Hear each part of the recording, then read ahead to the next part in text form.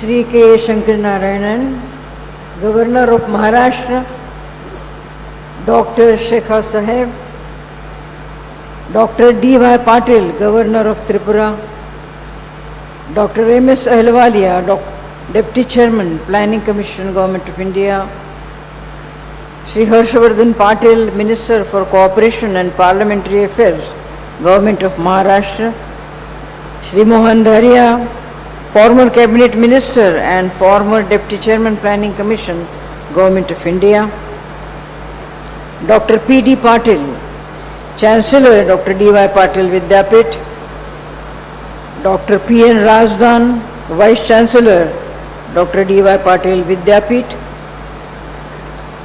Shri M.S. Firangi, Controller of Examinations, Dr. Pranita Kulkarni, Registrar of the Vidyapith, members of the Management and Academic Council, deans of various faculties, and distinguished ladies and gentlemen, and my dear students.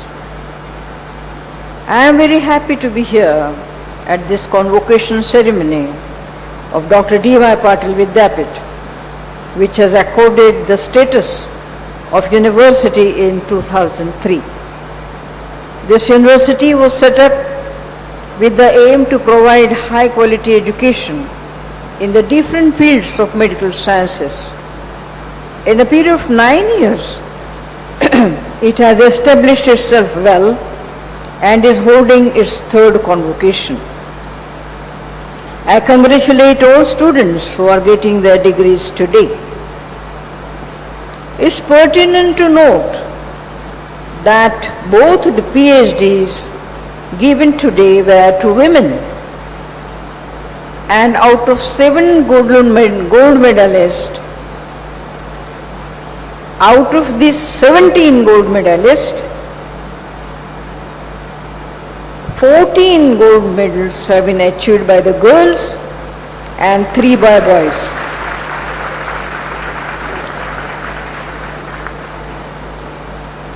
While I am happy that the girls are doing brilliantly well, I am not happy that the boys are lagging behind. I think the boys will have to work hard. Today also a very important feature is that 2 eminent personalities have been honored. I congratulate Dr. Montek Singh Ahluwalia, Deputy Chairman of the Planning Commission, for the Doctor of Letters honoris causa conferred on him. He has many distinguished achievements to his credit and is well known in the country as well as internationally for his contribution to financial and economic thinking.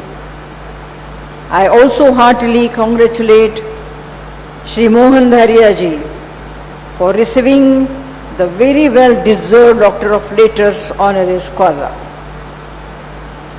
Dharia ji has served as a Union Cabinet Minister and Deputy Chairman in Planning Commission, and besides he has done tremendous work in rural development.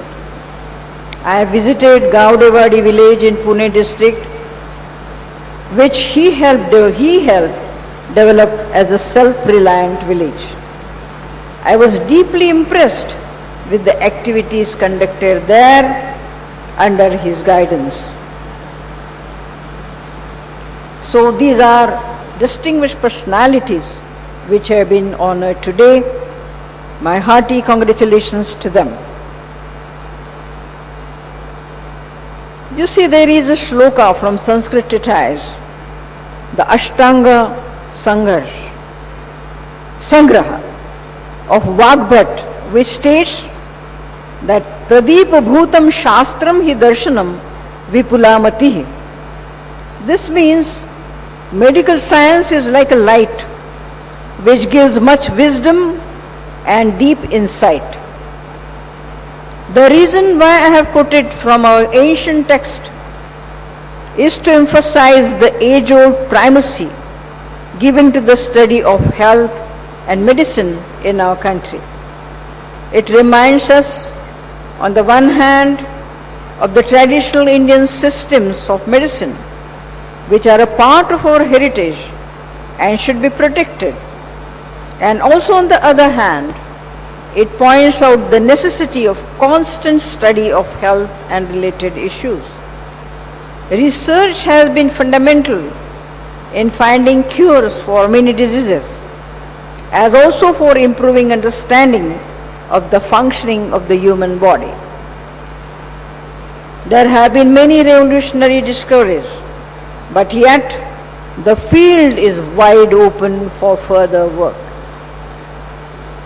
Medical institutions must keep in touch continuously with the advances in medical sciences and incorporate reliable, newer and most sophisticated diagnostic and therapeutic technologies and update their curriculum regularly. We have entered the age of laser surgery, and already there is much talk of robot surgery. In biotechnology, stem cell research and artificial intelligence have huge scope for investigations and findings, in addition to many other fields which we may not be knowing today. It is for scientists to discover them. We must encourage research in institutions of higher learning. It is also important that healthcare professionals continue to maintain and develop their knowledge and skills. This is all the more important in our country, where there are large numbers of people who require medical services. As you begin your careers, you would no doubt be aware about the health sector scenario in India in terms of its challenges and its promise. Today, the penetration of health services is unequal and is particularly low in rural areas where medical facilities are limited and often located some distance away. Also, accessibility to all sections of society to health services is uneven. In the context of the national objective of inclusive growth, it must also include inclusive health, which means providing accessible, affordable, and quality health care to all. Innovative management is required for health delivery systems. I suggest that there should be specialized courses in management of health facilities, in management of courses, and in medical studies. I believe that our health system should become affordable and must assume the responsibility of not only treating people, but should also focus on prevention and early diagnosis of diseases. Many of the prominent non-communicable diseases are often linked with unhealthy diet and lack of physical activity. It requires change in lifestyle so that these can be largely prevented and controlled. This requires creating awareness. In this too, medical educational institutions can be helpful by holding awareness camps. I would encourage this university to take such initiatives. At the same time, the modern system of medicine should also have an open mind to alternative therapies and traditional medicine systems and should create inquiry about these as well. I am informed that you have an institute of distance learning. Efforts should also be made not only to use this technology to bring knowledge to your students from some of the best medical colleges in India and abroad, but also to treat patients in the surrounding villages through the telemedicine. It also helps in knowledge sharing between different hospitals and doctors. I am happy to learn that the Dr. D.Y. Patil Vidyapith Pune has been holding discussions on increasing academic collaboration with other institutions, including those of other countries.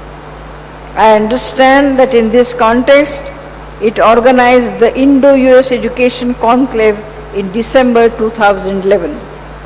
Dear students, I'll emphasize some aspects which you must bear in your mind if you are to do well in studies and life. Use your time in college and university to acquire what has been said in the Upanishads and which is called Tejas, which means a brilliant mind, and Viveka, which means good sense to understand life with its duties and responsibilities. You will require not only knowledge and discipline, but also the desire from within to perform the task at hand with excellence. Work with single-minded devotion to achieve your goals. Focus on what you are doing will give you the capacity to understand issues in depth and to deal with situations in a balanced manner. This is an essential quality for medical professionals who handle issues of people's well-being and good health. Doctors play an important role in society and for the well-being of the nation. Undoubtedly, all of you have certain career goals which are important. Medical education is comparatively costly, but then do not be in a hurry to recover all the cost in the shortest possible time. Try to be true to your profession, which in addition to earnings is also a service to humanity. At the same time, you also have a duty towards nation building. I urge the young doctors present here to devote some years of their professional lives to working in rural areas. By serving in rural areas, not only would you be doing good work for the nation, but the stint will be a valuable addition to your professional experience. For those of you who are graduating from the Faculty of Nursing, I must mention that nursing personnel are an integral part of any healthcare system. No medical team is complete without them. In fact, a good medical facility is highly dependent on the quality of its nursing. Nurses also have to ensure that doctors' instructions are carried all throughout thoroughly in respect of the patient. Thus, nurses, in a very special way, serve as a link between doctors and patients. As you leave this campus today, and as some of you begin preparations for your further studies in medicine, while others prepare themselves to practice medicine, all of you should be conscious of the fact that as doctors, wherever you go, faith and trust shall be reposed on you by your patients as well as their relatives. They will look upon you with hope and expectations. Therefore, you must always work to maintain this trust in your practice and apply your knowledge in a very responsible manner. Medicine is an intensely humane and personal endeavor, and the doctor's-patient's relationship itself becomes part of the therapeutical process. While treating patients, always be conscious that you are not treating the body alone, but also the concerns and doubts in their minds about their health as well. Try to reduce their anxiety and give them confidence and hope. Patients should feel that the doctor cares for them, because a doctor is like a god to the patient. I hope that the doctors who are passing out today will also bring laurels to the country with their accomplishment and also serve the humanity. I conclude by wishing success for the future of Dr. D.Y. Patil Vidyapith, its management, faculty, and to all its students and the young doctors who have received their degrees today. Thank you. Jai Hind.